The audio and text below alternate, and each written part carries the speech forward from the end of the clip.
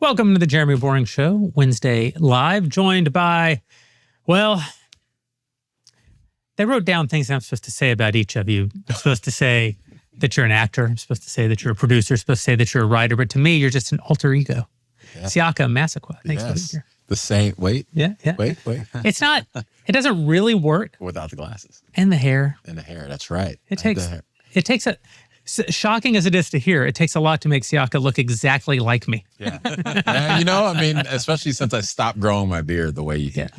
But I tried to beg desperately for that hair when it all ended because that hair was so good. Yeah. You got great hair. So I paid a lot for it, but both mine and yours. Yeah, I know.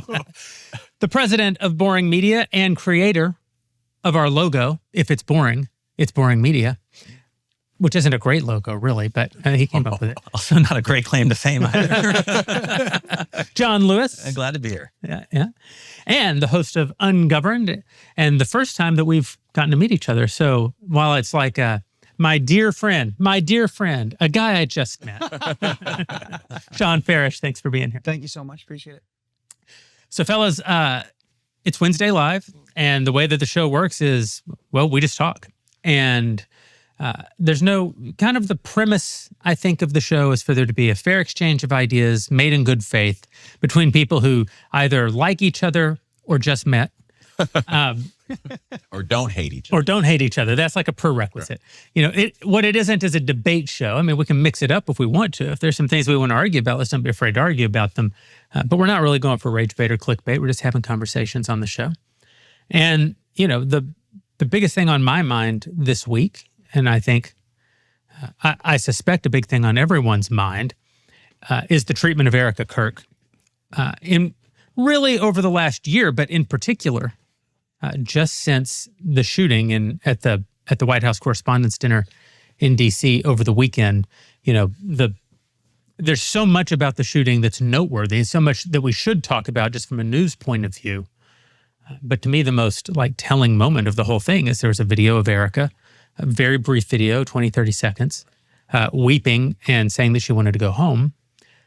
And it drew out a kind of evil online that's almost like, if you just compare what the video actually is to what the reaction is, it's one of the most grotesque, completely incongruent moments, I think, in recent politics. I think personally, if you don't mind, jump. But watching what Candace focused on doing, and I said this to my wife, I go, people probably could tell you more about what Candace believed about Erika than they can tell you that they can dismiss everything about Tyler. Yeah. Most people can't tell you the full details of what they have on Tyler in order to dismiss it, to then move over. And I said this to a friend, I go, well, do that first, and then tell me about random planes that are going over here. Yeah. Do that. Get rid of the fact that to his parents, that he's been trained for his dad forever, that they found the gun, and let's break all how that's fake first before you go this over here. And I would say I'm a fairly new Christian. I was baptized in January of 22. But I've read the Bible, and I'm frustrated with, even if you have questions, to your point, the treatment of the widow. There are two people we consistently are told to look out for in the Bible: the widow and the orphan. And yet we'll watch how people react to someone crying, wanting to go home. How else is someone supposed to act who just had their husband assassinated on TV and will never see him again, but everyone can look it up, including her kids? How is she supposed to be? Because we don't have anything. Well, there's people who want to tell you how she should be. Exactly. That's the problem. It's she's not acting normal. Well, what happened to her isn't normal. Right. You could have your questions about, or your gripes with how she's handling Turning Point. I personally don't. I don't look too much into it, but there are some folks who don't like maybe some of the decisions that she's made or whatever. Fine. As CEO of Turning Point, she's a public figure. Sure. Right. We open fair game. Fine. But after the White House Correspondents' dinner and you see her leaving and she's visibly distraught, I just want to go home. After what she saw less than a year ago with her husband, the father of her children, to come out and say, oh, this is the most performative woman I've ever seen. I was like, why? First of all, why are you focusing on Erika Kirk? And this is something I have a problem with. Every time the left takes a shot at somebody on the right. So, for example, Butler, right? Yep. After Butler, there were all sorts of theories about someone hiding in a water tower and zip lines and all. And I'm like, can we focus on the fact that the mainstream media, the radical left, some of these Democrat politicians called Trump Hitler and maybe radicalized somebody to do this? Same thing with Charlie Kirk. And now the same thing with the White House Correspondents' Dinner. Look at the talking points in the manifesto and compare it to, I don't know, a Simone Sanders on MS Now monologue. Right. And it'll be the same. I'm Ted Lieu. Ted Lieu. Who's the Jamie Raskin. Senator. Yeah. Right? So, but instead of focusing on that, which many people could and I think should argue is the root of the problem, that type of, speech, and I'm not saying crack down on free speech, but criticize what they've said, they're going, oh, Erika Kirk's a performer. Right. Okay. I mean, you're again carrying what you're giving the left the exit hatch, the escape ramp that they want. Right. And we do it every time. And it really bothers me. It really bothers me. It's interesting. I think in the change from kind of the traditional media that we used to see, where there were obviously a lot of problems with that, a lot of gatekeeping.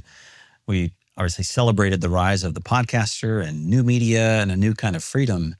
And I think, Jeremy, you've mentioned this a lot of times. Every time there's a new technology, we tend to experience the negative side effects of it first.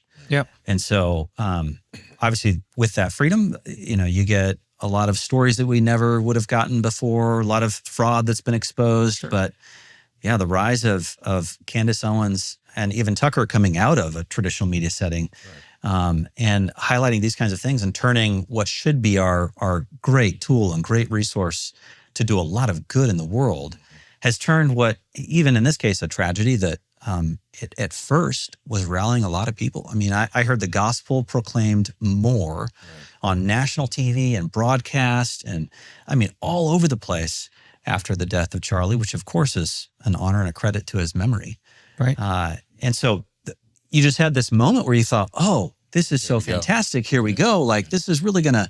And we've got the House, we've got the Senate, you got Trump in the presidency. Like, this should be nothing but kind of celebratory, and we should be using all these powers for good. But instead, it's given rise to this kind of grift industrial complex. But because it's rewarded. That's right. Right. That's because people have figured out a way. Outrage sells.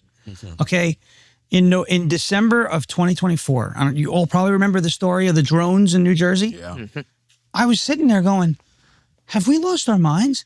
There were people who thought there were school bus-sized aircraft in the skies of New Jersey, yet not a single person found a way to get a picture. In 2024, where everyone's got one of those cameras on. I'm not saying there wasn't something weird or maybe there wasn't a prototype, but then you had the clickbait that came out that they're looking for a dirty bomb in the United States. And I'm like, and so many people believed it. And then I remembered, well, I lived in New York during COVID, and yes, there was a run on toilet paper. You needed 96 rolls of toilet paper to make it through 2 weeks. And I said, if that's the case, you got a bigger problem than COVID. If you need 96 rolls of toilet paper to get through 14 days, your problems are a little bigger than a respiratory infection, right? So, but it's in this day and age with social media monetization, I'm a capitalist. You want to monetize? My social media is monetized. I'm no problem. But can we not sacrifice? Can you not generate an income or some sort of revenue on social media without sacrificing your integrity?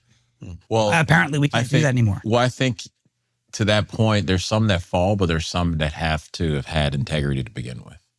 And I think some of the ones we've seen rise as quickly as they have, including Candace or Tucker, I think the game they played presented integrity.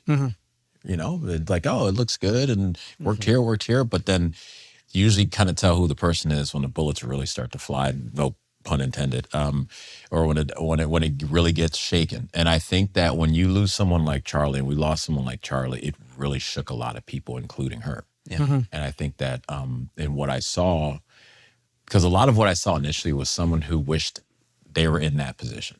That's just what I saw. I haven't talked to anybody, and people can clip and say whatever they want. This is what I saw in my life of being around people. Saw somebody who wished they were Erika and in her position, and then because of that, not being in there, I'm going to go hard in the paint to destroy this person who should have been me. And so when you have that person, I think part of that is the shock of what happened to Charlie. I mean, we were in California shooting episode 2 or season 2 of California Moved to Texas. Last day of shooting, 10 minutes before lunch, when I get a buzz on my phone, and then we have to go back and make people laugh or be funny. Yeah. And so people are going to be affected in different ways. Charlie seemed to be somewhat of a guardrail for some of the crazy to bring him back in. And then when he's gone, people are like, I got to do what I think is right for my heart because I lost something or someone I loved. But doesn't mean that you justify what she's doing. I think that's generous. Yeah. And I think that there probably is some truth to it. Some. I almost reached out to Candace the day that Charlie was shot. Candace and I were not on good terms by any means at that time, but one of the first people I thought of when it happened was Charlie and how devastating that moment must be for her. I'm sorry, Candace, and how devastating that moment must have been for her. So in no way would I minimize what she experienced, losing a friend, At the same time, Candace wants to be very famous and very rich. This is what motivates Candace above all else. Right. Candace, does she have a personal vendetta against Erika? I don't know. She kind of seems to. Is she suffering from a kind of PTSD at watching? Does she have some envy? I think all that might be baked in. Fundamentally, Candace wants to be rich and famous. Yeah. Candace wants to be Oprah. Yes. She wants to be a billionaire. She wants to be the most famous person in the world. She wants to be the most famous woman in the world. She's been in pursuit of that for as long as anyone's known her name. Yeah. Oh, yeah. And what this event presented was an opportunity. Candace has an unbelievable ability to smell an opportunity in media. And an opportunity presented itself to take her to the next level. Not only did it take her to the next level, it took her like 3 levels up. I mean, There was a point where her show was bigger than Joe Rogan. Right. She was the biggest podcast in the world. She isn't today. She's still, though, I know people like to kind of celebrate that her numbers are declining. May all of our numbers decline to the level that Candace's currently are. Unbelievable. Still up there. Oh, yeah. Over 1 million downloads easily per episode. I mean, you're talking about a show that could easily generate $20, $30 million a year. In revenue at its current level, much less where it was when it first did it. Yeah, where it was in the first months after. And so it's kind of an Occam's razor thing. If the woman who wants to be rich and famous above all else suddenly exploits an issue and becomes rich and famous above everyone else in their space, I don't think you can disconnect those two. No, not at all. No, not at all. I think the shock maybe it's the reflex though, right? Her reflex was still that thing. She still was shocked and broken. And I saw like the first day, it was like, okay, there's something there. Sure. But the reflex was to go back, like, how do you do the puncher, right? If it's the left hook is what they did to get the knockout, to get the championship, when it really comes to it, they're going to throw that punch again. That's right. And that's who she is. She's going to do that. I mean, before I even met you, I heard, that's who she is. Candace about Candace from different organizations. Well, it started it was actually before last June. Yeah. I'm very outspoken about how I feel about people on social media. I just don't care. No. It's the internet. So, but last June, after Operation Midnight Hammer, right, she started telling members of the military to take a dishonorable discharge. Yeah.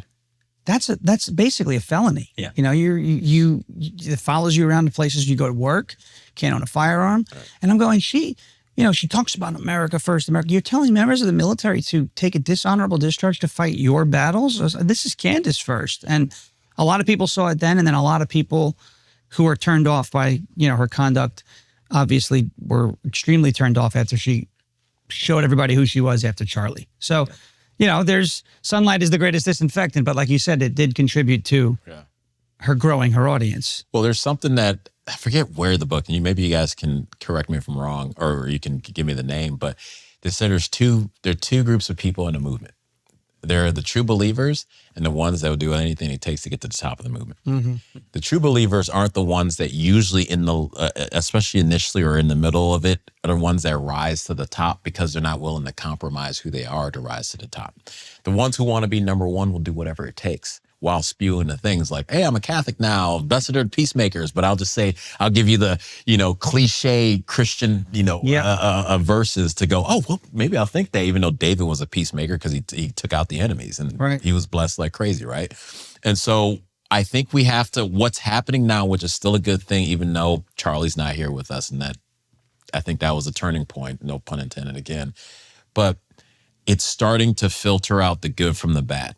And we need that because there was too many that were going around and still being involved, and they earned their way. I'm not saying they didn't earn their way by being out there, but what they've done now is shown that they weren't really about it that way.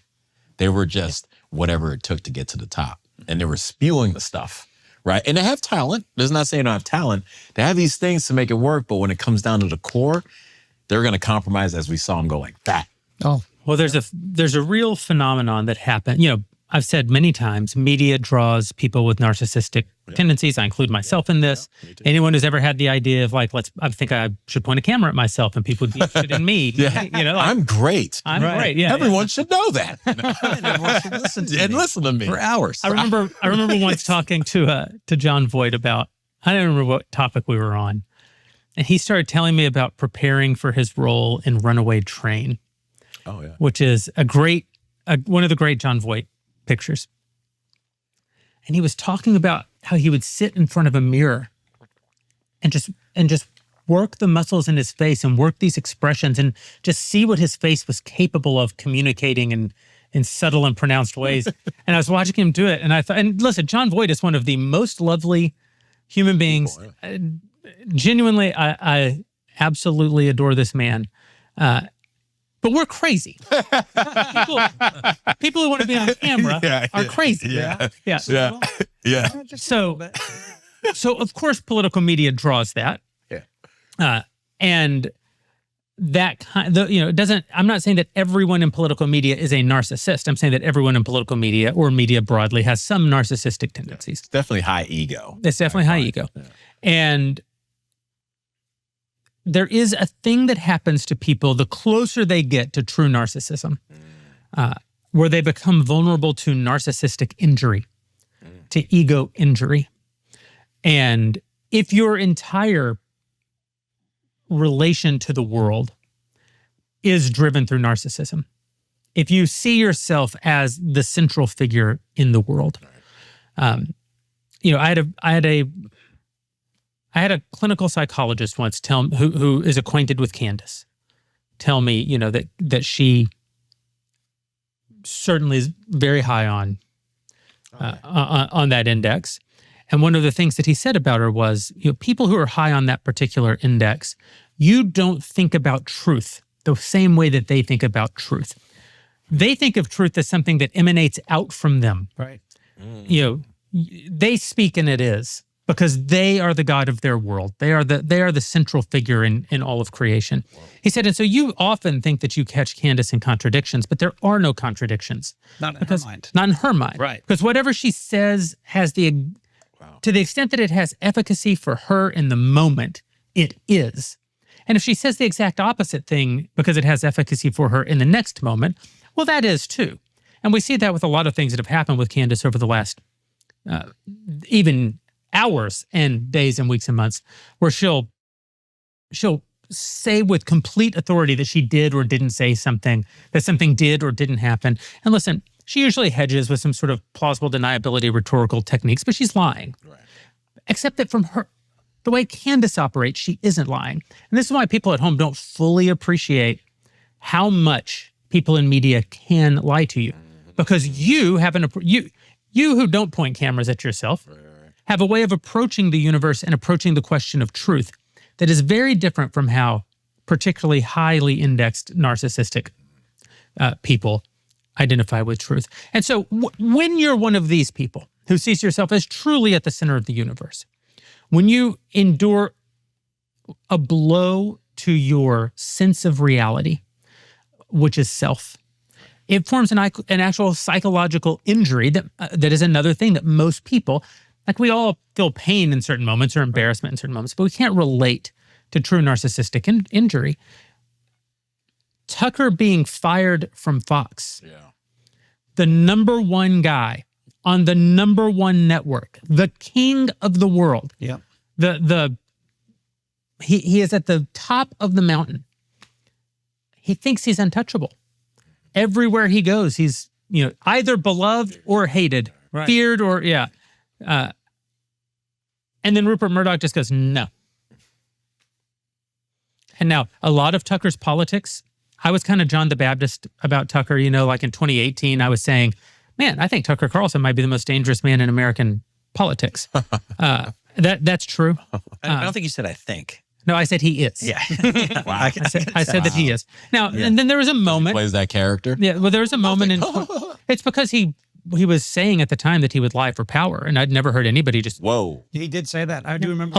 He sat in my office in LA and said it. Yeah. And I thought, holy crap, a lot of people will lie for power, but very few people will just say that. They're like to say, I will lie for power is not the same as giving into the temptation in the moment. Yeah, you're just caught up. And now, I do want to say there's a time in the mid-2020s when Tucker was being particularly good to people at Daily Wire, when Fox was sort of not being good to some people at the Daily Wire.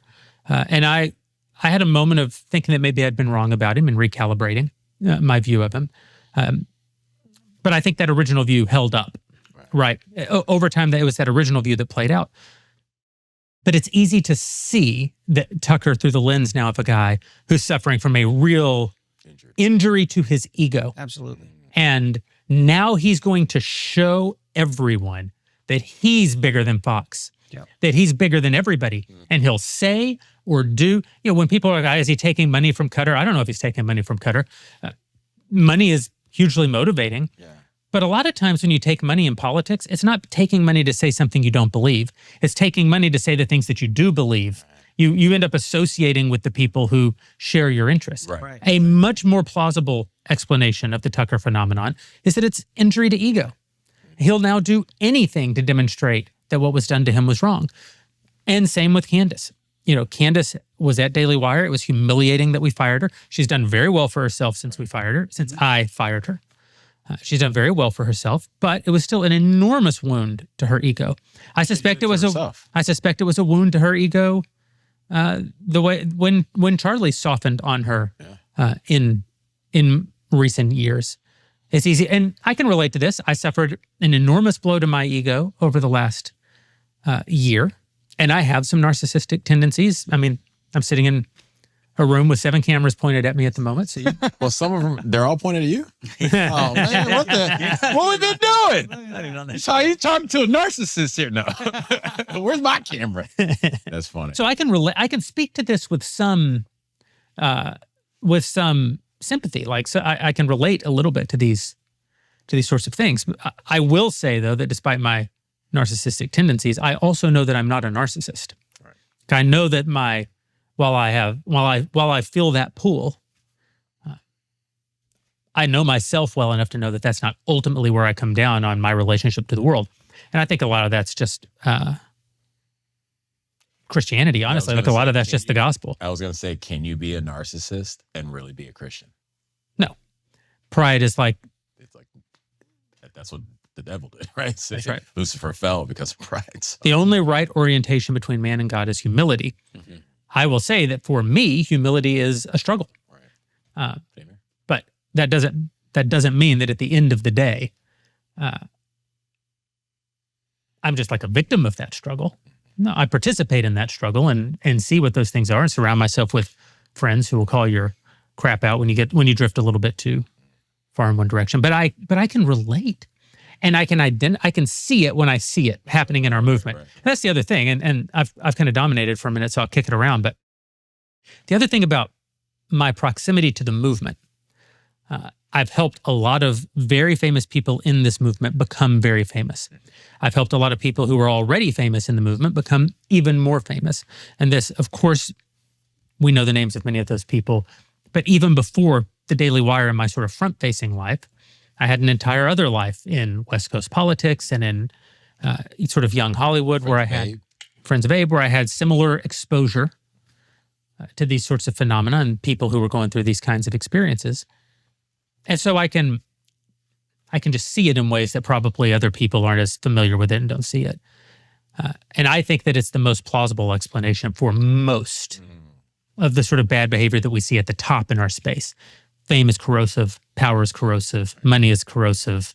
So then where do you think there it is? Where do you think Megyn falls then? Because I feel like Megyn I feel like she's just kind of trying to catch the right wind, as opposed to whether it's opposed to an ego break or straight up getting money from Qatar. I feel like it's like, well, the wind feels like it's blowing this way. Let me go for where the wind's going to get me. Still get the clicks, but I think it's a different personal thing. What do you think about that? Yeah, well, I will say of Megyn that I consider Megyn a friend. We are not good friends. Like, Megyn's never had supper in my home. But Megyn's been very kind to me over the years. She's helped me in times when I needed help. She's given me counsel when I needed counsel. I've helped Megyn when she needed help. When she found herself kind of in the wind and was contemplating what her next move would be, she sought counsel from Ben and sought counsel from me, and we gave it freely to her. And she took it. And listen, asking for advice is not an easy thing for people in our space to do. Taking advice almost never happens. Megyn's one of the only people I've ever seen have the kind of humility in that moment to take advice, and she built something really successful for herself. Because I see Megyn as a friend, and because she and I have not had a chance to talk about some of the things that have happened in her public life in the year that I've essentially been sidelined, I don't really want to get into, I'm not personally going to offer a lot of opinions about why she's done what she's done, except to say that I do, in Megyn's case, see it all. And some of this is a friendship bias. I see it in a more generous light than I do some of the other people. I don't think that what she's done is as bad as what some other people have done. I think that the things that she's done that I disagree with the most, which would not surprise her to know that I disagree with them. So I'm not talking about a friend like completely out of left field. She knows, I'm sure, where we agree and where we disagree, or broadly speaking, where we agree and disagree. But I think that there's a difference between people who don't call out the corruption on our side the way that I think that we should, right, and the people who engage in the corruption itself. I think that to the extent that Megyn has crossed that line, she crossed it more in reaction to being treated as though she had already crossed it when she hadn't. Right. And that is a different phenomenon. And I think it's something we have to be very careful about, is are we fair in the way that we treat people? It isn't fair to call someone an anti-Semite who is not an anti-Semite. Right. True. For example, right. True. That is patently unfair. And do you know what it does to people when you call them anti-Semites and they are not anti-Semites?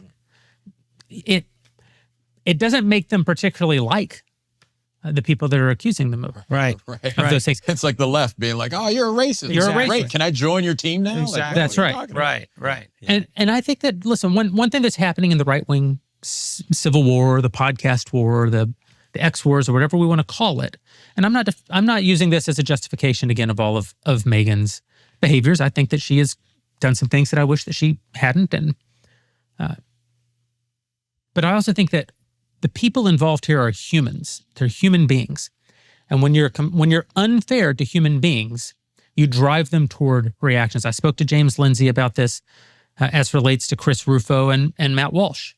You know, my politics more align with James Lindsay's than they do with Chris Rufo's or Matt Walsh's. Chris Rufo and Matt Walsh are heroes of the conservative movement. They've done things that very few people in the conservative movement have done, which is things. Right. In other words, everybody just talks constantly. Chris Rufo doesn't just talk. Matt Walsh doesn't just talk. These are people who've scored actual, tangible victories. And when we treat them as though they are completely on the side of, when you treat people who are in flux, or when you treat people who are taking a different position on the policing function that obviously has to happen in the movement than the one that you take, you do push them to a side. Does that justify if they crack and go fully to the other side? Well, I'm not saying it justifies it. But you can relate. Well, or understand why they do that. That's right. And you did, it's this way. You brought up free speech earlier. The thing about speech, the MSNBC host or CNN host now or NBC host or whomever who says the exact same things that the shooter at Butler says in his manifesto. They didn't cause that. No one causes another human being to climb up on a roof with a gun and murder. I mean, that guy, he didn't just shoot at Donald Trump. He murdered people, right? Like, Corey Comparator. yeah, that's right. But they weren't. There's not some complicity. They're not like Right. Your words have a lot of power. The White House Correspondents' Dinner shooter Yeah. did not come up with the idea that Donald Trump was a pedophile and a rapist and a traitor by himself. Exactly. That's the point. That's exactly right. Right. And similarly, when we're policing our own side, I think that we have to be very sensitive. You're sometimes online very hard on Matt Walsh, for example. I have been recently because I don't appreciate sometimes some of the inconsistencies and that. But I always caveat when I talk about Matt, and I say I do like the guy. I do think he has accomplished. I thought What Is a Woman was great, but I think he's done some of the things that a lot of people in what they call podcastistan they're not doing, right? I mean, where I come from, I came out of New York, and before I was even doing Donald Trump's voice on TikTok, and people were like, "This is funny." I was running a grassroots organization there. Tens of thousands of people got out in protest of COVID. Yeah. In protest of Heroic stuff you were doing. of Andrew Cuomo. And we did in the fall of 2021 with the organization we called ourselves the Loud Majority. Instead of silent, we spoke loud. That's been my thing forever. There's no silent majority in New York. No, that's not it. There's no silent anywhere No silent around anything. me, by the way. But myself, my friend Kevin Smith, he was, he co-founded the group with me, and we flipped school board seats. The teachers union spent a ton of money trying to beat us, and they lost to a group of grassroots activists. It wound up getting us an SPLC designation, right? As an anti-government group. And meanwhile, we were getting people elected into government. So we've seen what it's like in the trenches. And so for a guy like Matt Walsh, who spent some time in the trenches, it's nice to see, at least, if he has an opinion I don't like online, and I'm going to call him out and I'm going to poke at him, and that's fine. And I've even said he probably has no idea I'm even talking about him and doesn't care who I am. And I don't care if he knows or he doesn't know. I'm just a guy on the internet with an opinion, just like so many other people. But I think at the end of the day, someone like a Matt Walsh, someone like a James Lindsay or Chris Rufo, who have spent some time doing things away from their microphone, they do deserve a little more, I guess, grace. And they deserve to be taken more seriously than somebody who sits down with their, iPhone, whatever, and is like, I did a deep dive 90 seconds and it's trust me, bro. And they get hundreds of thousands and it just kills me. Well, my only push on you on the subject would only be that we don't want to be in the business of pushing people to be their worst selves. Right. And that is I've been thinking a lot about it lately and how we relate to other people on the internet, because it's so easy to push people online. And I'm not saying that we need to be soft. I'm not saying that we don't need to call people's crap when it's time to call their crap. But I do think that we have to recognize who can still be won over, and also recognize, a bruised reed he will not break. Like there is a completely Christian concept at play, which is that, when just because someone's hurting or faltering or injured doesn't mean that it's our job to smash them completely. And we can do that on our side with our self-policing function if we're not careful. And all we're doing is taking great talent and now pushing it into the camp that we're trying to actually defeat. Like, I want to defeat Candace Owens. That is an evil that needs to be absolutely squashed in our movement. I don't want to push any other talented people to be defending her.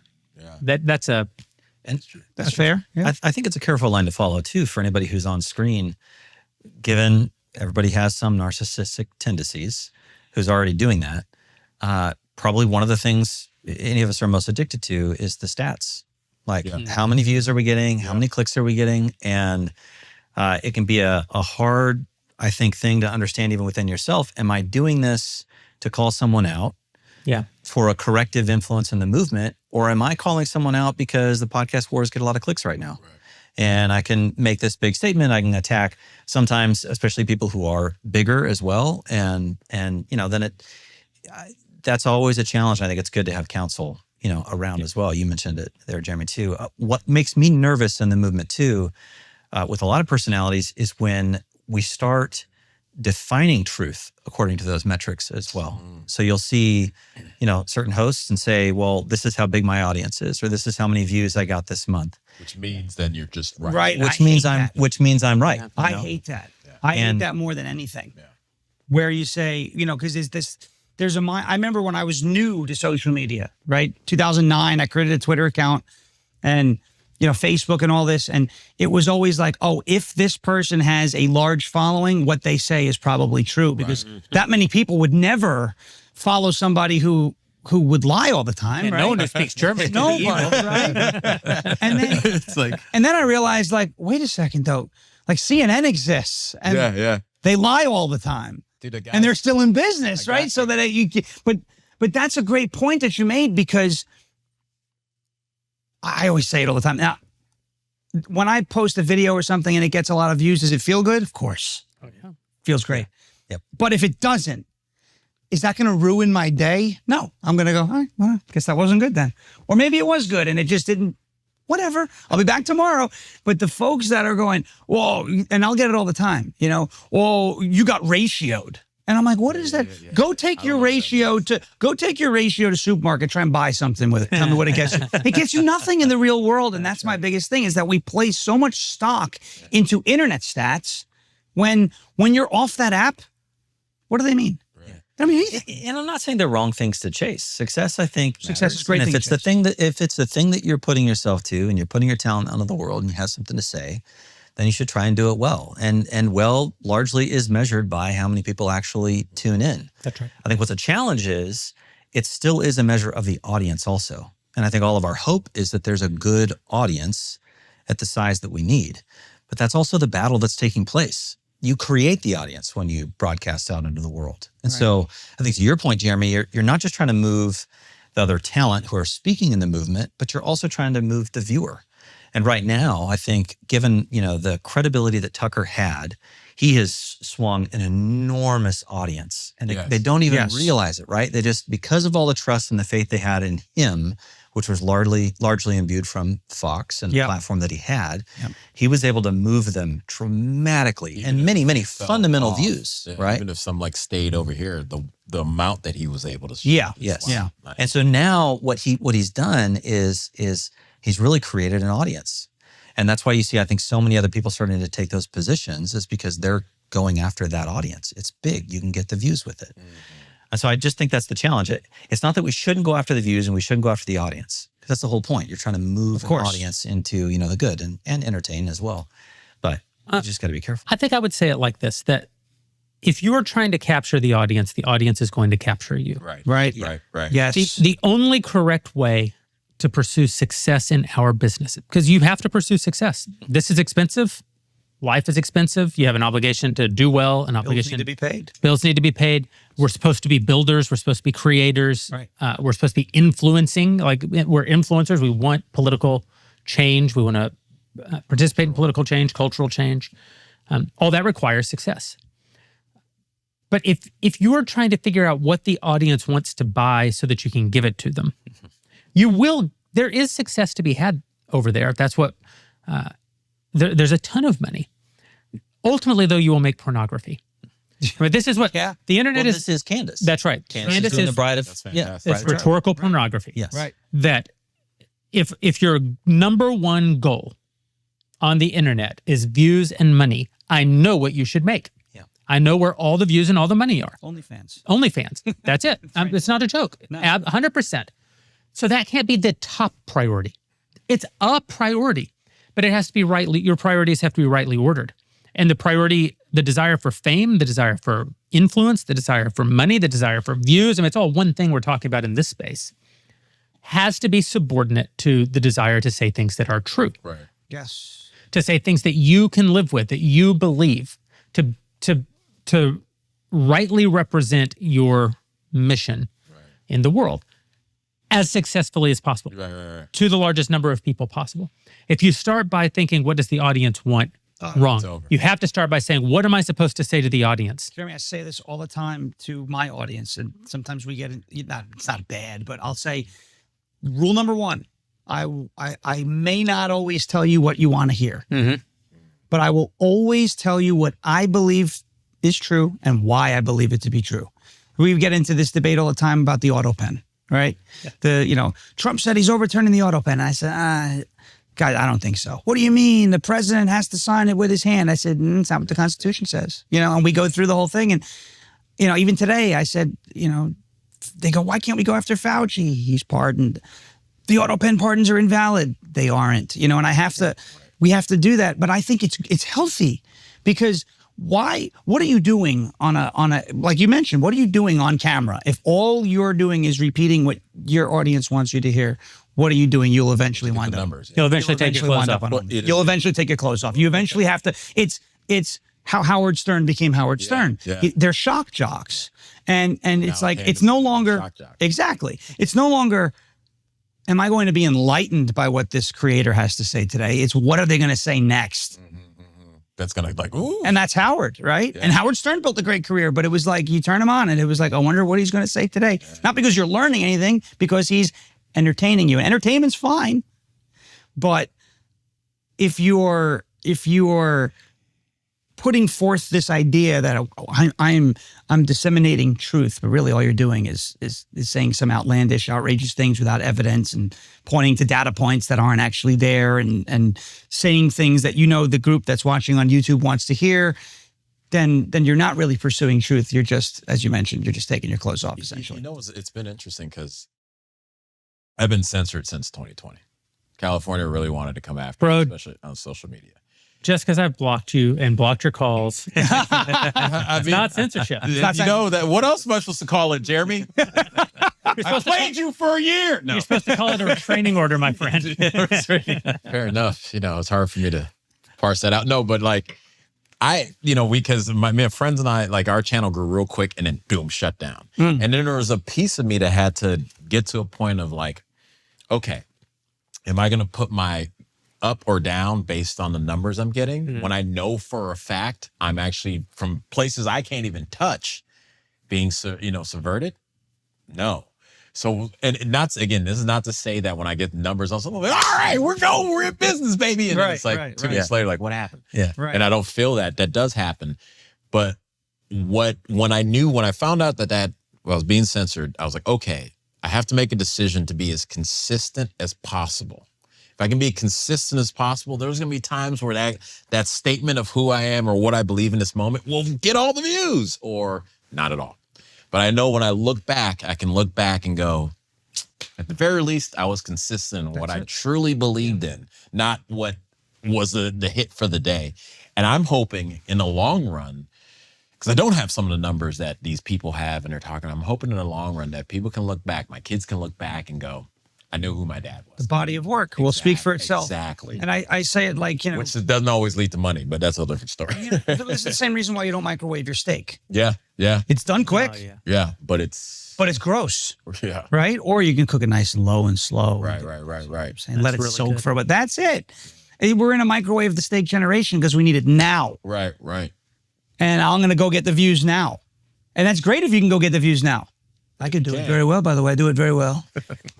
Nobody does a better job. Everybody knows. That's a clean transition. But here it is. But the point is, do you want to just be a flash in a pan that's up and then gone and, you retain some of your audience? Or do you want, as you said, to have this long body of work that speaks for itself where you can go back 3 years, 4 years, listen to something that you say and go, oh, he's still the same guy, no matter 100,000 views or 10. He's still the same person. And that's what I think the movement needs. And ultimately, I think that's where it'll go. It's just in a phase right now where we're kind of in the in-between. Well, I think it's a challenge to the audience as well, right? Yeah. Because that's their choice too. True. Am I going to listen to the flash in the pan or am I going to listen to the kind of slow burn and eat the steak, right? Do you want to be lied to? Do you want to... Let me challenge that just a little bit. I love blaming the audience. It's one of my favorite pastimes. No, listen, nobody hates the audience as much as I. More than me. Nobody hates them more than I do. Please subscribe and like. No. Smash that like. Smash that. Who even is the audience? Who even is listening? One of the phenomena that we cannot discount at all. The power of social proof coupled with the power of international audiences, coupled with anonymity on the internet, coupled with bot armies paid for by foreign Correct.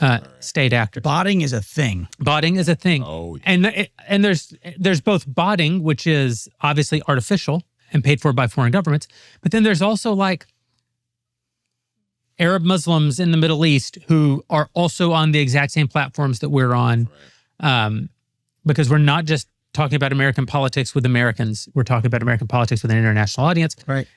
And the blanket problem of anonymity on the internet, which I know makes the audience so angry when I talk about it.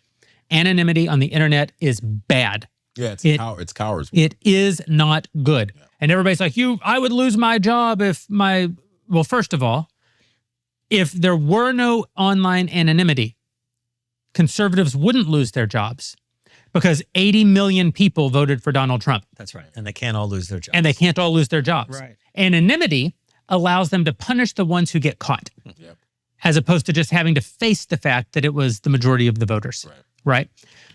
But secondly, a lot of people should be fired for the crap they say on the internet, not for having political opinions, for being a crappy person, for being horrible. And anonymity allows people who would never behave that way in their real life to be their worst self.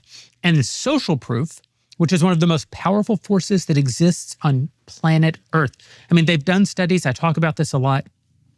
People are more likely to behave based on social proof than their own deeply held beliefs. When you watch those videos like on the streets of New York and there's a homeless guy having a heart attack and 1,000 people walk by and you're like, are there 1,000 bad people? No, there's 1,000 people taking cues from the world around them. There's 1,000 people who the only way that they know how to process what's happening with the homeless guy is by the reactions of the people around them. Right. If one person stops and goes to help the homeless guy, suddenly everyone's going to come. Everybody processes it different.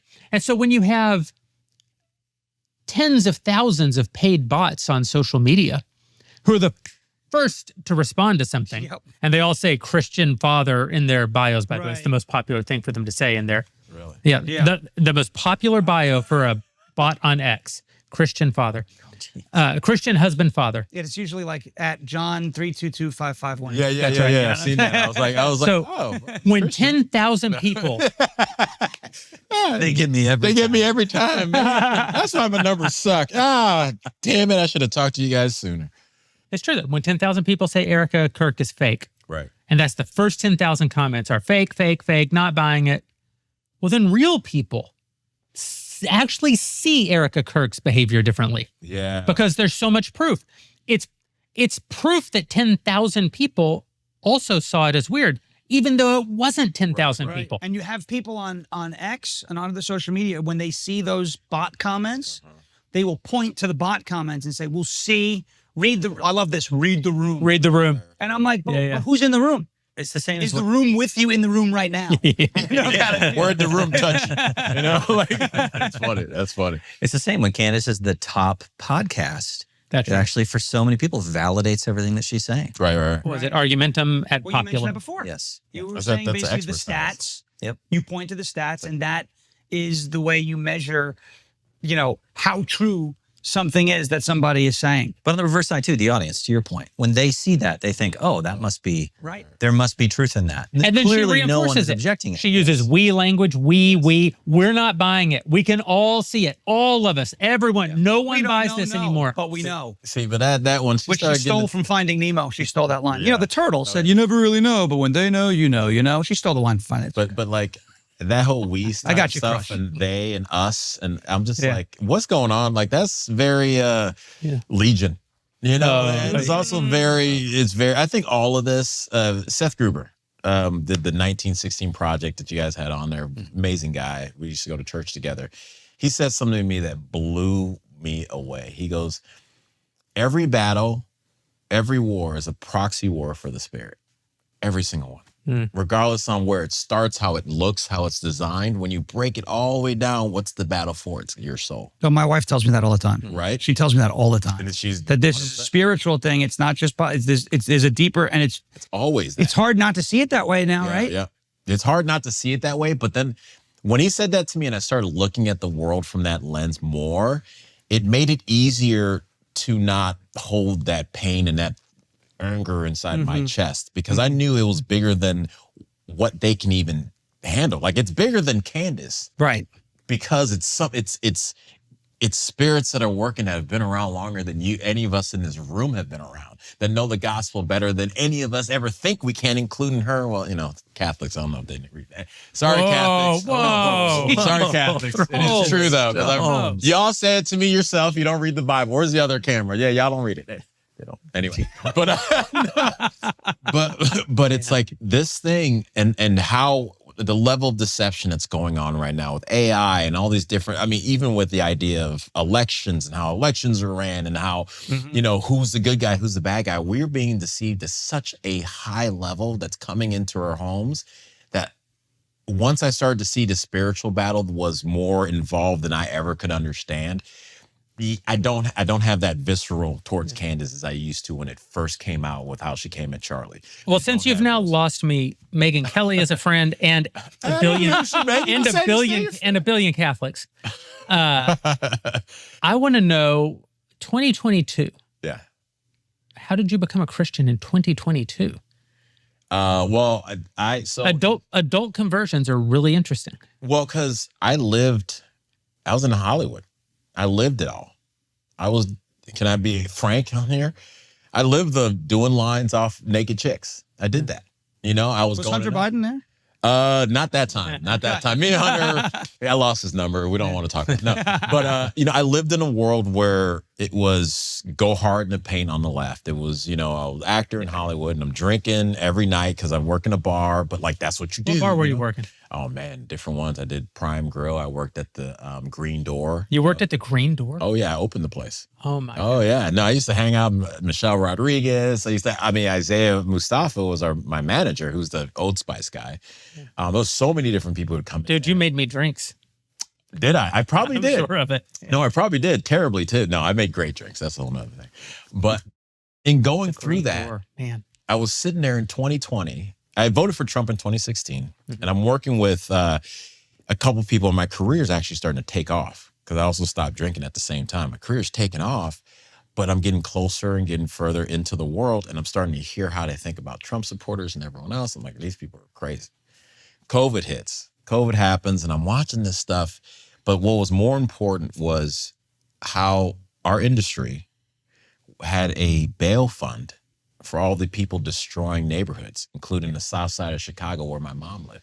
I'm like, wait a second. I'm afraid to say what I believe because I may never work again. Why they're saying, not only saying what they believe, but putting money behind it that could get my mother killed. What? So I was like this.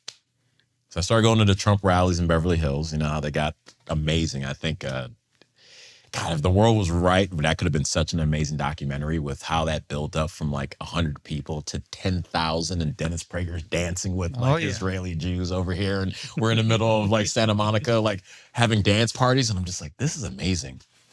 So, but I'm seeing pastors. I used to think Christianity was a very weak religion. And I'm seeing pastors like, we got to stand. And I'm like, what is this? What is this? Okay, I kind of like this and see what's going on. And then I went to Rob McCoy's church to support them when they were being harassed about being open. I loved what he said. And this lady goes, you're going to need, and I was sitting next to you. She's like, the Lord's telling me, she had just driven in from Arizona, said the Lord told her to come here because she needed to do something for the church. We end up sitting next to each other. She's like, the Lord's telling me you're going to need this. Open up Ephesians 6. Talking about the armor of God. This is in August of 2020. She goes, the Lord says you're going to need this. And she tried to circle in my Bible and stopped herself, circle it 3 times in hers. Fast forward, found out, then I got censored by the Secretary of State's office. Then, I got a ticket for doing a Newsom recall table in West Hollywood because they just passed a different ordinance. And then J6 raided my house, raided. I was like, oh my goodness. And it just all hit pop, pop, pop, pop, pop. And I'm like, that lady was right. I did need that. And now I'm kind of like around Christianity more, but not really, believing yet. And then I meet my now wife, Charlotte, and she's like, hey, do you want to read the Bible together? I'm like, why not? She's like, you want to start going to church? I'm like, okay. So we start going to church. I meet her in September 25th. You're still in LA. I'm still in LA. What church are you going to? This Godspeak. So we went out to Rob McCoy's church, which is in Thousand Oaks. So it was an hour away. Yeah. So we're driving an hour away. She started going because her church shut down. So we started driving an hour to go to church every time, loving it. I started this group, Hollywood for Freedom, where it was like, a bunch of Hollywood actors get together. And so I'm going to church with her and doing all that stuff. And I want to say it was November. So it was like 2 months in. It was November. And it was October.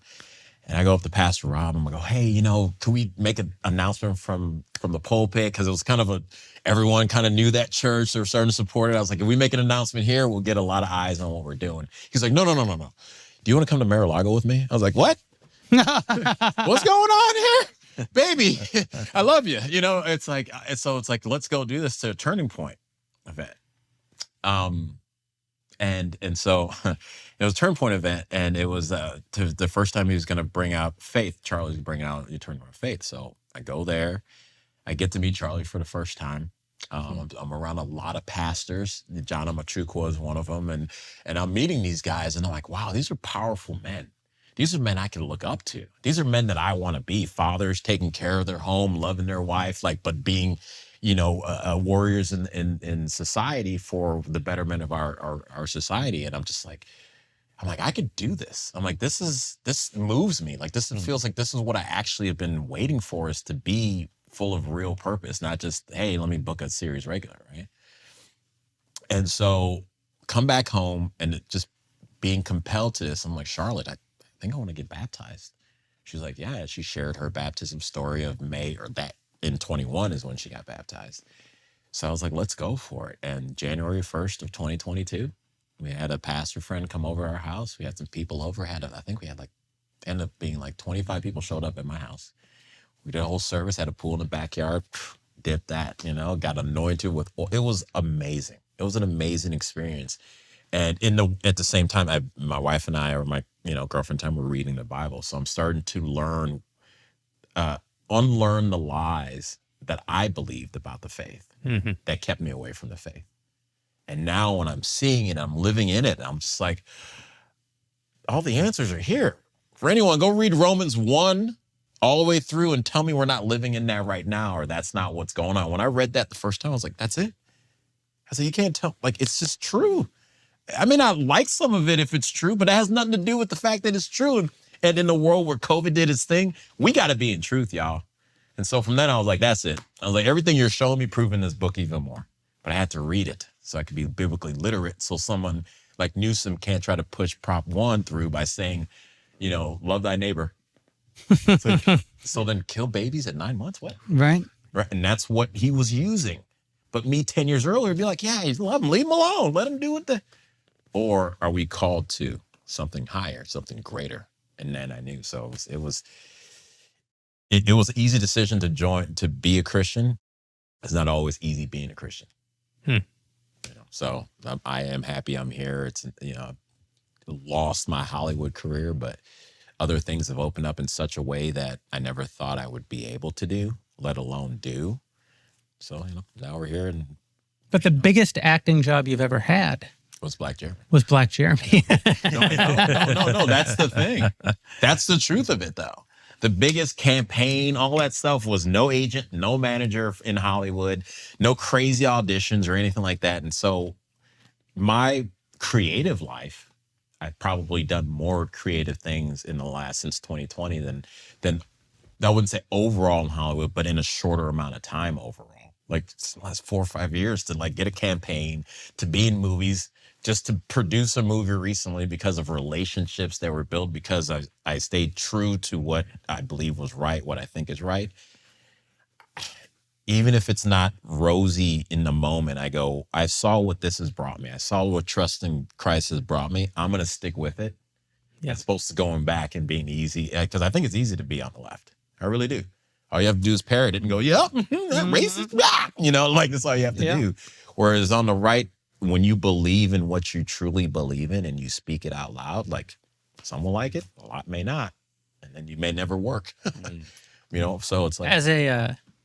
as a friend to Catholics everywhere. Hey, I love. Hey, whoa! Just I because just y'all wanna- don't read your Bibles doesn't mean I'm not your friend. I just want to say that you think the most offensive thing you've said today is that Catholics need to read their Bible, but every Catholic watching right now is so offended that you were baptized in a swimming pool.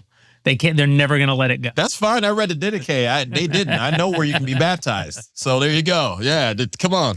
I started getting into church fathers. I started because I'm one of those that kind of like to be right, and if I'm not right, I like to know why I'm not right.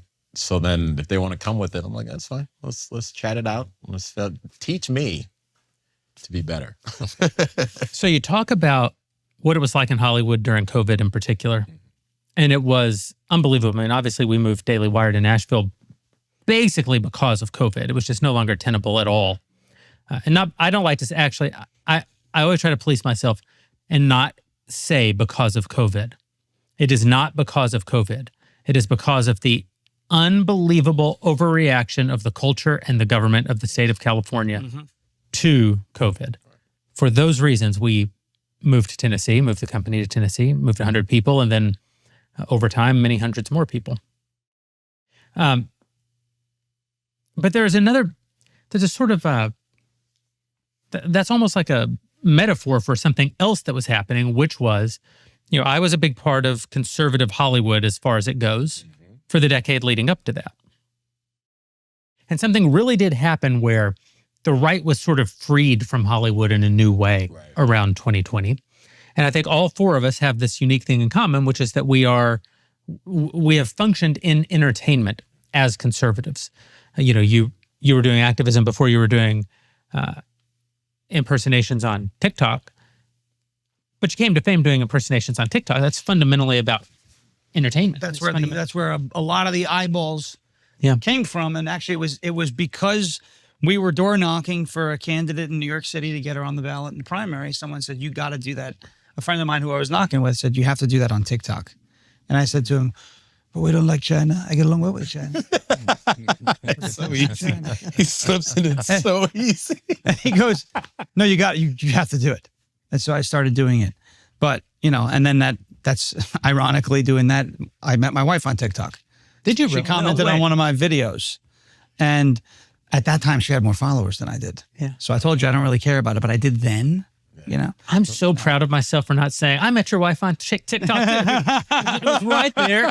And my dad told me never pass up a cheap shot, but I let it go. Oh, it was good. But yes, but you're right. That's where a lot of the eyeballs came from. That's an amazing thing. We used that, to bring attention to what we were doing in New York. I said, because my whole thing is I don't just want to get views. I want to turn them into wins. Do something. Yeah. I want to we started in New York on Long Island with these pro-Trump caravans and rallies all throughout Long Island with tens of thousands of people and 55 miles of cars on the road. And it was, and I remember after 2020 and then after January 6th, we said to everybody who was participating, he said, well, we don't just want to stop, right? Right.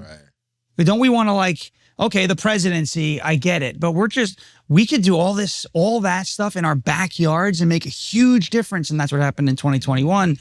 And so for me, it was always about, like you mentioned, you came to fame, or that's where a lot of the attention, a lot of the views, followers and whatnot came from. But and I say this to every room that I'm in front of, if I get, invited to speak at different functions and whatnot, is every like, share, view, comment, follower, whatever, I want that to turn into someone somewhere in this country putting a point on the board for what we actually want. Yeah. You could laugh all day long about what I said in the middle of a snowstorm, those big fat Chris Christie snowflakes. You could laugh all day. I love it. I appreciate it. I love it.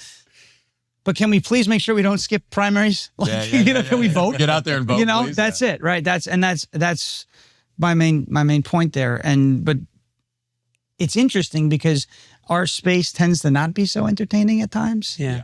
So there's a void. Yes, right? But you at the same time, you don't want to turn it into a circus where it's all laughs, it's all fun and no results, because then what are you actually doing? In my opinion, you're spinning your wheels. Well, can I speak on it? Because this is something I've talked to you about this before. It's like that to me is probably, and this is some of the stuff I'm working on.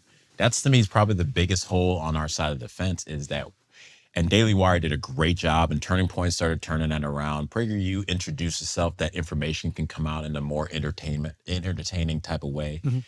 But like when it comes down to some of the unfortunate, whether we like it or not, like dumb, just want to feel good, like make me laugh, make me just feel something. We don't do that. Right. And the left has done that to a high level. And we need to start to do that because people just want, right now, there's a whole swath of people who are center left that go, I can't even deal over here, man. Heck, my mom already switched her registration to independent. Because that's what most of the liberals do when they're like, I don't really know about the right, but like I can't say I'm a Democrat. I'm like, I'm independent, right? Even though they still vote a certain way. And it's like when it comes down to entertainment, comedy, humor, comedy, drama, we need to turn that up. And we have individuals like you, and I think sometimes on the right, we can go, well, no, we got a guy on TikTok doing it. It's like, no. The reason why sitcom formulas still are played today and work, the reason why the late night shows worked out before they went the way they went, the formula does work. These formulas have been tried and true in a long time in labs because they've studied the human brain. So this stuff works. We just don't do that. Right. It took us 3 years to get season 2 of California's Moved to Texas out. The season 1 averaged 1 million views per episode at 6 minutes.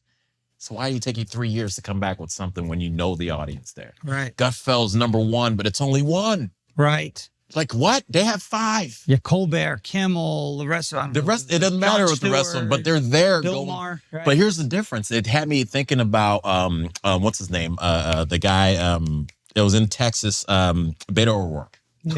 Right? And it's funny, right? It's Robert funny. Francis. Robert Francis. Thank you. His real name. Thank you, Robert Yes. Francis. He Sounds culturally like a former, appropriated Beto. Beto. Sounds like a former president. You know, I think the story, I could be He did. wrong, No, he did. but I think the story is that he had someone like a maid or somebody in the house because he grew up in a rich, and she was Latinx, as they call it, right? Latinx, right? Latinx, and she, because I guess Beto is like a shortened version of Roberto or Robert, so she called him that. And so it's like, but you don't. Remember he spoke Spanish in the debate. Yeah. What are we doing? He was like, he was sound like a California surfer. Could you imagine for a second? Like, ¿Dónde estás? And you're like, yeah. If Donald Trump came out in the middle of a day, hola, mi amigos. Bienvenidos. We're doing a dramatic. I'd actually love that. I mean, but to Beto, you look at Texas, and Texas at one point in time when he was running, everybody laughed at him and goes, oh, and he ran 3 times, lost all 3 times. But what did he do? He sat there and had enough money to be pouring money in there, so they messaged across the state for 3 different cycles. Yep. We don't do that. Right. We don't sit there and go in New York and message like you guys did, which was new. But we're talking about from the top down and go, hey, we're going to invest in here in messaging. Why? Because you do it enough to the 10,000 bots we talked about, then people start looking around and going, maybe that is a thing. Mm-hmm. But if we never message, i.e. entertain in a certain way, we don't come at them like that. We didn't tend to come at them like, this is right, that's wrong. Okay. I did a video the other day, made famous by Ben Shapiro. Hey, facts don't care about your feelings. Right. But their feelings don't give a shit about your feelings. Yeah. And so now what's the difference? They've been told a story. They've been told a story about the white guy. They've been told a story about males versus females. They've been told all these stories that you come up and you go, no, 2 + 2 is 4. They go, no, the story is 5. Right. See, we have to tell a better story. I agree. Doesn't mean we have to lie, but we have to wrap it in a better packaging so that people can not even think and go, you know what's better? To be with one man or be one man or one woman and have kids. That's what we had in the 80s and 90s in our movies, right? And we didn't have to say, hey, this is about being a good parent. Just we did it. I see one problem, and the problem is that the left did a fantastic job for a generation and a half or more of cultivating enormous creative talent in creative fields. Yeah. That's right. That's right. And then they would tap into that pool of talent occasionally for elections. Yeah. But they didn't create the talent to win elections. The talent was for talent's sake. It was creative people engaged in creative enterprise. And then you would go borrow them at election time, or they'd consult on this, consult on that. They'd write something for you. And so you saw that they had enormous production value. We had terrible production value. They had great jokes. We had bad jokes. They had, every now and then you'd get Ronald Reagan, where we'd get our guy who grew up in that space. Right. And he won 49 out of 50 states because it was so novel on our side to have somebody who had that true creative understanding. But what we've done in the last 15 years on the right is we've realized that we had a deficit of creative talent.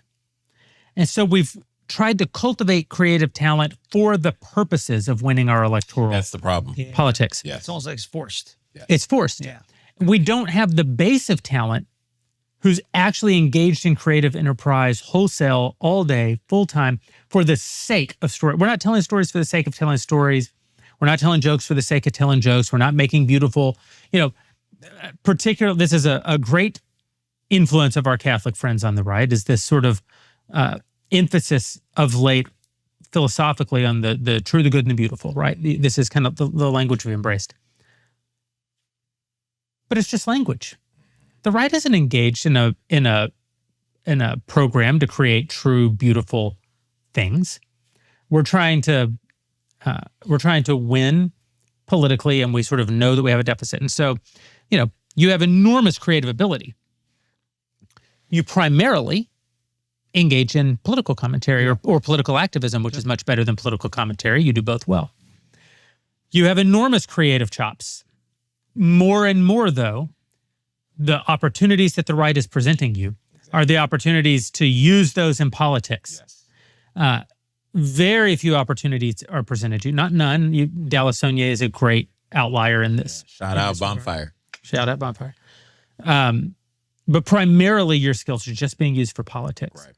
Right. And to some extent, Jon and I have been a part of that process because we built a political media company that did entertainment. Right. And that necessarily kept those two things very, very connected. And that it makes sense that they were very connected because they were connected in me in a way, So it made sense, Trump, but it's still Trump getting in, it kind of like became more of like that was more acceptable. But what we don't do over here, like in a better world, if we were on the left, none of the four of us would be involved in politics at all. You may not even know that about yourself, but given the enormity of your creative talent, your full-time occupation would be that.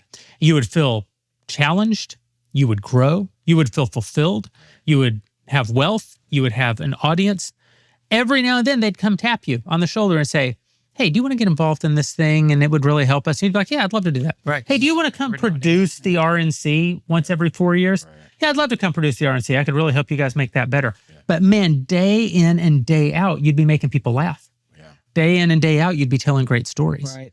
And if we can't find a way to capture that, then the only tool we're going to have is political power. Yeah. And that's actually for changing culture, it's actually the worst tool. Yeah. It's an important tool, but it's the worst tool. Yeah, you're right. I was saying that we need a good sitcom. And the reason why we need a good sitcom is because I don't know if people remember in the early 2000s, Friends, I would hear people say, oh, you're just like a Ross. You're a Rachel. You're this. No one says, and outside of Charlie's death, because he became more of a character than he was a real person after his death, right? Because we do that. But no one says, oh, you're like a Candace Owens. You're a Ben Shapiro. Like no one says that because the person is a real person. Right. But the characteristics of those people on the show, I see Superman over there. Superman means something. It's not your Clark Kent. It's Superman embodies certain things that you can go, I can take these characteristics. Right. Yeah. We don't really have that on our side because we don't tell the stories like that. Yeah, I'll go a lot further. We need a bad sitcom. Yeah. And we need a mediocre sitcom. Yeah. And we need 60 sitcoms to be bought by a studio this year and only 4 of them to actually make it through a first season. Like we have to have an entire industry of entertainment. And the right has gotten, first of all, because the culture turned against the right so much over the last 40 years, we've taken a hands-off approach to it and looked away. Yeah. But we have to go create that. Yeah. Like building the future isn't just winning electoral victories. Of course not. And we won't keep winning electoral. Donald Trump came from Hollywood. Right. Exactly. Even Donald Trump came from Hollywood. Yeah. Like this isn't of secondary concern to Right. to the battle for our values. Well, and one thing I want people to know, especially watching your show, is like when it comes down to our bench and the pool of talent, we have the talent. That talent goes, well, I got to go back to the bar because I can't make money trying to tell jokes like this. I think this goes back to the anonymity problem as well. There's actually probably a lot of talent, even in Hollywood, and we experienced this at Daily Wire, who would have even wanted to come work on the types of things that we were doing. So you feel the talent deficit. They're not there to fund it, to produce it, to create it, to DP it. I mean, all the way down. Except they are. They just can't out themselves. Yeah. They just can't come out and say, I actually agree with that for one movie, because then they give up their career. Going to trade a career for a job. Going to trade a career for a job. And so, I think that's a real challenge in the moment. It's gotten better. I think in tech, we've seen this too. I think it was a similar thing. Palmer Luckey got outed. He had a anonymous Reddit account, and he kind of got discovered as a Trump supporter and critiqued Hillary and lost, seemingly everything at the time. Come to find out a few years later that basically most of the people in Silicon Valley, even the biggest funders, agreed with most of the stuff that he was saying. Right.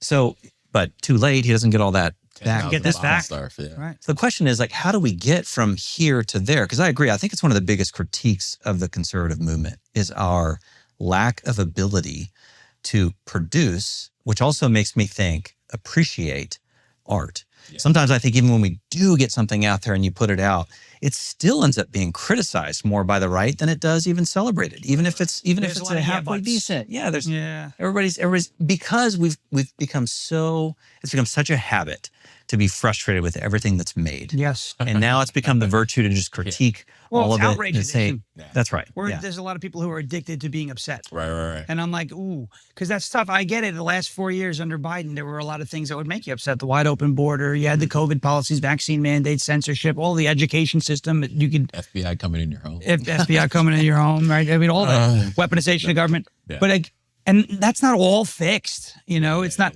but we don't have to wake up and immediately go, what am I mad about? Yeah, you're right. We're addicted to outrage. A lot of people are addicted to the feeling of being mad and complaining. And we turn into a generation of Karens. That is a destructive force in your life. Very destructive. Especially to creating anything. Because now you can't appreciate anything. To creating anything beautiful and to creating, you have to have a certain amount of hope and vulnerability and like putting yourself out there into the world and painting a picture also of something that you kind of hope the world to be. It doesn't mean you can't also, bring up the kind of dark realities that we all live with. Sure. But ultimately everything is that. It's kind of this act of creation, an act of hope and an aspiration. And I do think that is just something that that long and that much time spent critiquing everything and complaining about everything and being angry about everything. Right? And the algorithm then rewarding you for... Right. Well, and that's the other thing, right? You get rewarded for the anger. You get rewarded for the purity outrage. And the purity death spiral of it all. Yep. I think the biggest rebuke to conservative audiences really in the last year is Project Hail Mary. Yeah. Oh, yeah. Project Hail Mary is hopeful. It's beautiful. And beautiful. Yeah, it's great. And ambitious and deeply conservative. That's that movie with the space movie. The space movie? Yeah. Deeply conservative. Mm-hmm. If a conservative had made it, first of all, a conservative wouldn't, because we don't do things that are beautiful, and we don't do things that are ambitious, and we don't do things that we don't take giant risks. That's right. If a conservative had made it, conservatives who love it wouldn't have loved it because it wouldn't have been pure enough. It's so conservative because it isn't conservative. Right. If it had been conservative, we would have judged it on the conservative standard. We would have poked it full of holes, space and evolution and aliens and where's Jesus, and nobody ever His says name was Grace and it should have been Jesus. Yeah. Whatever. Emmanuel, is that cool enough for you? Yeah. And so you just true. It's very true. If it's being marketed as a conservative thing, somebody's going to come on the wall. Did you know that this person who worked as a third level so-and-so voted for Hillary Clinton in 2016 has a poster that says, I love George Soros in the living room? It's not conservative. It's a plant. And I'm like, well, that's why I think, snatch victory. The victory and the joy right out of the jaws of defeat. It's like or it's actually the opposite around. Snatch defeat. Snatching defeat. It's like what I'm a New York Jets fan. It's what the Jets do every Sunday. Every year. They snatch defeat out of the jaws. Well, there's really no victory on that side, but that's the whole other thing. Talk about being jaded, right? But but that is the problem. We do this a lot. The purity test, the purity death spiral, where if it's not 100%, it's zero. And it's like what that, they you can't think have 100% is too. Right. It's not even like consensus a lot of Right. What I hate about it too, most of all, is I think that it kind of, I don't know, it's almost like there's this admission of this is what the world is and isn't it terrible? Yeah. And anytime you talk about the future, it's also a point of despair. Well, of course, everything's just getting worse and AI is going to destroy everything. Everything's always a destructive force.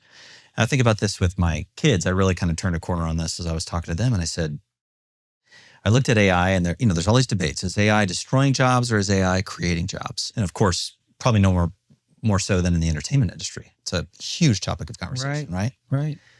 And I looked at it and I've obviously been a very heavy user and I faced my own challenges with it where sometimes you just want to recoil because it's just a little bit overwhelming.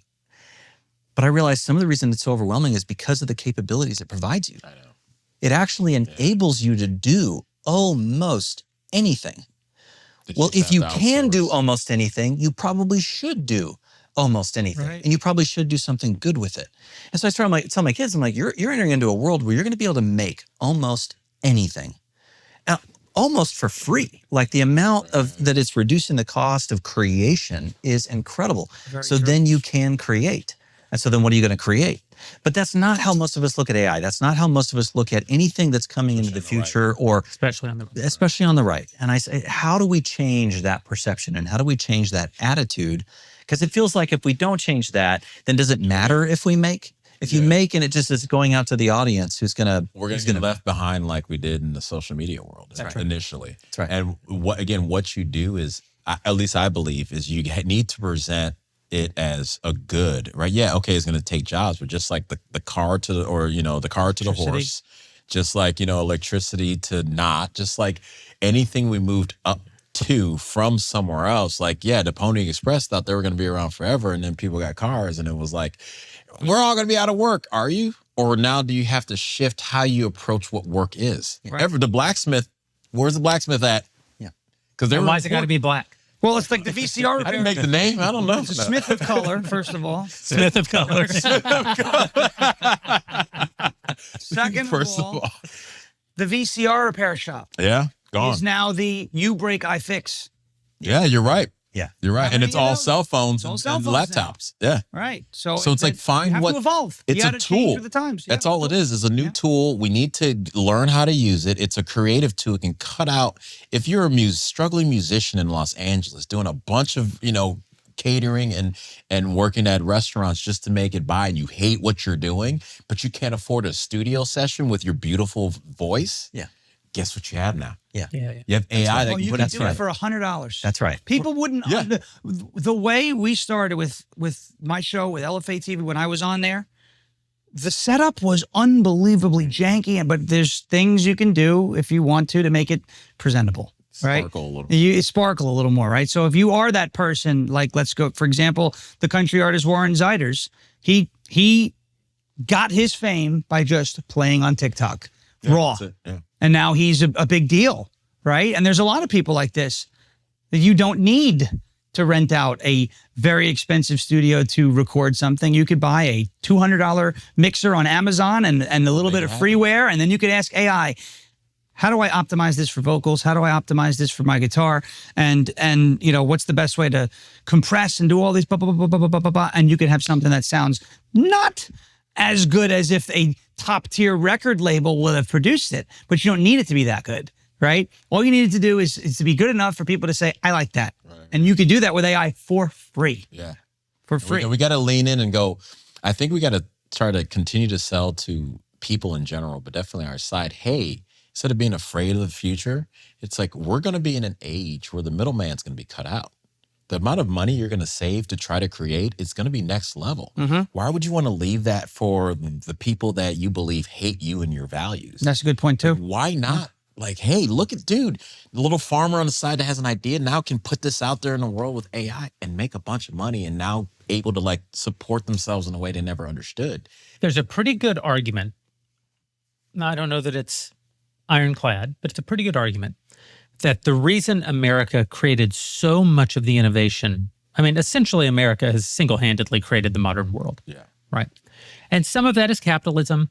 Some of it is a very low regulation environment historically in this country. Right. But part of it is that in Europe, in most of the history of the Middle Ages, life was very hard. The conditions of life were very difficult. And anyone with a high IQ went into the priesthood. Because if you went into the priesthood, your life was a little less hard. If you went into the priesthood, you worked inside, not outside. You know, like if you went into the priesthood, you didn't move mud from one pit to the other pit, right? You got to actually read, or you got to actually engage in an intellectual pursuit that was just not available to the average person. And so that consolidated all high IQ individuals into a celibate environment where they were not reproducing. And so it was a true brain drain on the continent. It was great for the church. This is why the Catholic Church has produced so much great stuff, philosophy and intellectual work during that period of time. Almost all of it that got produced during that period of time, they produced art even. Because they consolidated all of that to themselves, and it didn't reproduce well. In America, we had all of these miracles, all these innovations, because a guy with 160 IQ might have been pushing a plow. And because he was pushing a plow with 160 IQ, there was a guy pushing a plow going, there has got to be a better way to do this. Exactly. This sucks. This is horrible. And he had 7 kids. Yeah. And 3 of them had high IQs. Right. And so we didn't consolidate intellect into a celibate environment. We pushed intellect into the practical world. Right. Intellect touched everything. Somebody figured out to make a better this and a better that and a better this and a better that all across the board. That's funny you say that. I was during 2020 when they were doing 2021 too. They were doing the recall of Newsom, and this one guy was running for office, and I was running around with him, and he took me up to Kingsburg, California. It's more of a farming community. We get there, and these guys live on a compound, like no joke. Any kid that turns 18, there's your house down the street. You know, they have a football like field with poles for their Thanksgiving games, and so they took us to their farming the offices. Man, it was before the cyber trucks were even a thing. It was a truck that kind of looked like that but bigger. Had these huge wheels that were like had computer sensor on the front. It would move in sideways as opposed to or both would go back and forth. And they were like, "Oh, this is what we do now." We sat there and just came up with it. We designed and this is what we do now to spray the plants. And if it taps into anything, it stops and backs up on its own because it has like AI capability. And this was back in 2020. And I'm like, "What? But you're just a farmer." Yeah. Right. And it's one of those things we don't know that these people are, like you saying, the 160 with his kids and his entire family for the last 100+ years are doing that in the same way that you know. And AI is going to make it possible for everyone who wants to change the world to change the world, for everyone who wants to have an idea to implement that idea. Yep. It's going to unlock human ingenuity and human creativity, not replace. It's going to replace a lot. Technology replaces things, does. right? Yeah. As soon as you could build a lever, you didn't need 2 guys to lift a thing or whatever. Right. That's the nature of it. There will be creative destruction.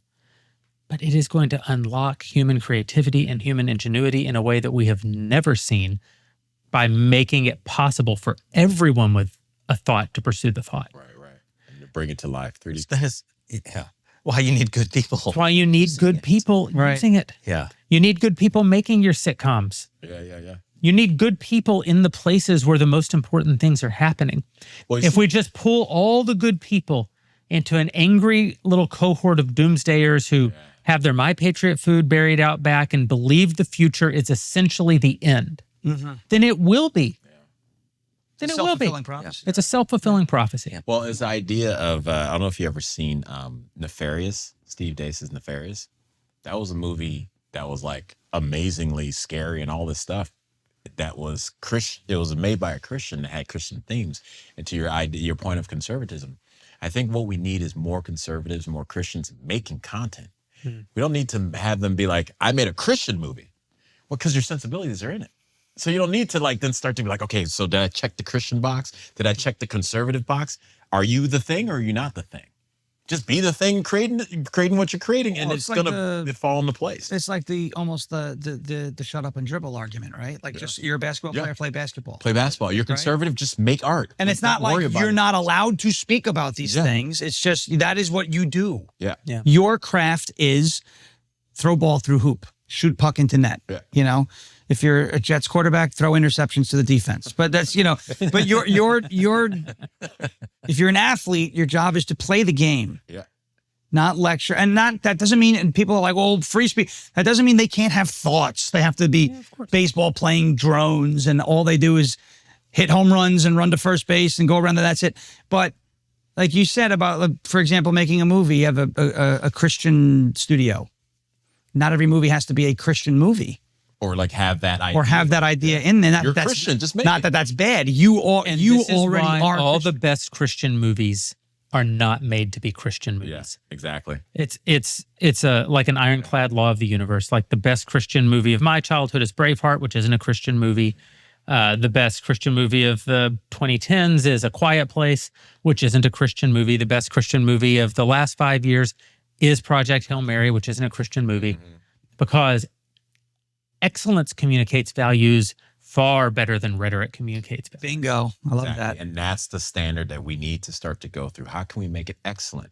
But we can't. There's a place for a Lady Ballers. Yeah, but I actually know to that point, it was excellent because of what it was trying to do. It was trying to bring us back to let's let go of some of the crap and laugh. That's where it was excellent. So the fact that, like, to me, and yeah, I was in it, so, but I'm just thinking, because I thought about it and I go, oh, that just reminded me of like, dude, where's my car? Like Harold Kumar go to White Castle. But you know what that did? That spoke to me at 18 to 25. So that then when I grew up and I'm in my 30s, I kind of have a little easier, relaxed feel about life because I was laughing. Because it wasn't that serious. But when you either don't have that and you can't let go, then when you're 35, you're like, oh God, I got to make sure I'm old. I'm 35. My hair's loose. Like all this stuff. That was excellent because of who it was trying to cater to was, hey guys, we're just chilling. We're having a good time. We hang out and sometimes we smoke some cigars and crack stupid jokes. Are we never supposed to crack stupid jokes because it's not refined enough? And what kind of group of friends is that if you can't crack a silly, stupid joke? Not a group of friends I want. I'll tell you what. Exactly. Then you're just tight. Right. Then you go home to your wife and you're like, it was great. It was all right. Now that's as you said, and we were talking about, that's now what you're creating around you. And it consumes kids are getting. Exactly. Yeah. So we got to just let it go and let it flow a little more. But we need, unfortunately or fortunately, we need that investment in it. Because like the struggling artist isn't a accidental trope. It's a reality. Right. If we don't have people and the money people don't tend to see that they can invest in planting in a tree that they may never sit under its shade, like Moses did. And we got to go back to our biblical principles. Moses did 40 years, all this stuff. Did he get to the promised land? No. Did he stop because he didn't get to the promised land, or did he just obey?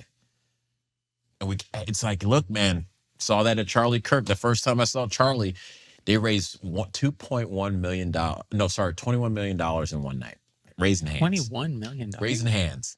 Back in 2020. 2021. And I'm watching this, and I heard so many people say, hey, I'll get $250,000. This is supposed to be for my grandkids, but if we don't save this country, we won't have anything. $1 million supposed to be for my grandkids, but if we don't save this country, they won't have anything. Because they saw the value that Charlie was doing.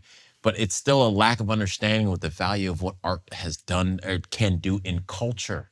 Yeah. Because if they don't then spend that $250 in like the TV series you see coming up, or people like you that have an idea for a studio that wants to do this stuff, if you don't, where's my return tomorrow? Well, your grandkids won't be in gulags and have to take 27 shots of random experiments. That's your payout. Well, that comes back to the instant gratification versus the delayed gratification, right? You can microwave your steak and eat it in 5 minutes, Right. but it's going to be gross. Right. Or you could take the time and do it right, and it won't be gross. And that's, I mean, part of what you're talking And about. we gotta. I don't know how we can get them to see the importance of art, as you were pointing out, because the importance art is what moves the culture. And we'll have then a Beyonce will come out and be like, vote for Kamala. And you're like, oh, that's it. Everyone's like, yeah. Right. Yeah. It's like, and then, or we'll have John Voight, God bless him, come out and say, vote for Trump. And it's like, who's that old guy? To like half of a country. Mm-hmm. Yeah, I mean, I learned that the power of art is incredible. I mean, the fact that you say Braveheart, and I just, Yeah. you know, like, I mean, like, I learned more about the cost and the value of freedom from that film than anything growing up. I mean, it was just, and I don't just mean learned, like it wasn't some intellectual thing that I thought about. I felt it, and it changed me. You know, it changed the way that I thought, that I acted, and that I wanted to fight and move in the world. And so even down to, I mean, Jeremy, how long was it since you read Pendragon to then making Pendragon? So even for Lawhead, who published these books, and you think, what's going to happen with this? You don't know. You put something like that out into the world, you know, and at great cost and expense and risk even, you know, to yourself and your reputation. And then how many years later? Almost 30. Almost 30 years later, and it's made into a series for TV. And I remember, I'm looking at the sword right behind you, and I remember being in Budapest. And I grew up watching all the behind the scenes of Lord of the Rings, and I get so into all of how they made everything. I just thought it was so impressive that they physically made everything. It was kind of it was almost like the end of that time, you know, where everything just got digital, everything got green screen. Yeah, you're right. And we were looking at the swords for the first time, and they just weren't good enough. It was like, the swords, this isn't what we need for this show. And Jeremy was talking about it and going through this, and I thought, this is it. Like, even that little moment of just like, nope. Because you think, who's going to see it on screen? Probably nobody. It's probably never even going to show up that close, whatever. It's like, nope, down to the nitty gritty little details you have to produce at excellence to tell the story. Just to be able to compete in the world that we're in. Mm-hmm. That's right. You know, because Hollywood has been missing the mark, but they have the infrastructure to turn around. Like, but that's the hope too. You make a book like Pendragon and then a show like Pendragon, and 30 years later, you know, people will be talking about that, saying, oh man, that was the show, and that was the book, and that was the thing that like really changed me in the way that I thought. You just don't hear people talk about other things like that in life in the way that they do movies and great entertainment like that, to your point. And so, yeah, we do need investment, but it's also my hope with AI is like the cost is coming down. It is more possible now to make it outside of the Hollywood lockdown ecosystem than it ever has been. Yeah, there's more resources before. available to anybody. Yes. If they want to do something. Are you going to put forth a grade A Hollywood style film by using ChatGPT on your computer tomorrow? Probably not. But there's more resources available to you now to at least get yourself in the groove, make it possible. Right. That's right. You know? I mean, and I don't know, I mean, because, you know, you guys are busy, but there still definitely needs to be like scouts.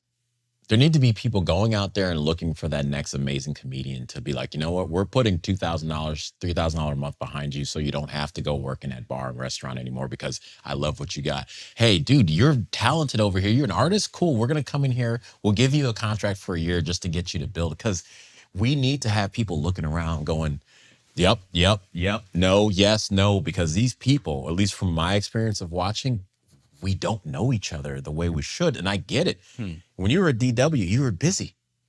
You're building something to go that way. It wasn't like, I'm going this way. Let me go, wait, who's that guy at that one shop that I read? No, I get it. It's because just bandwidth isn't there. Right. But there needed to be people to go and willing to go, man, dude, I saw this comedian last night. We need to get him in here. Because that's what they do in Hollywood. They'll go to 3rd Street Promenade and get that 15-year-old who's doing this. Here, we'll give him a bunch of money, and every once in a while, I'll be like, hey, like you said, can you just say Newsom's cool? All right, why not? You changed my life, man. You got me off the street in front of Barnes & Noble. So, yeah, let me do it. If we start to play that game of like college sports, I was recruited, I played college football. The amount of people that came to my school, Nebraska, Ohio State, like Iowa, everyone came and I'm walking. I'm like, all right, hey, I'm pretty good at this thing. You give then the artist the confidence because people are coming and going, whoa, they're actually coming and having discussions with me. Like, I think we need to really go out there and do it and go out there and start to pull people in. They're in the real world. They exist. Yes, they do exist. You know, I mean, just anecdotally, we bumped into somebody who I think is extremely talented a couple of years ago. My wife and I were at a bar who was owned by conservatives. We went there to support them one night. They had like a little singer round. And I went to the bathroom. I came back and I said to her, who's this? I've never heard this song by Luke Combs before. She said, that's not Luke Combs. That's him.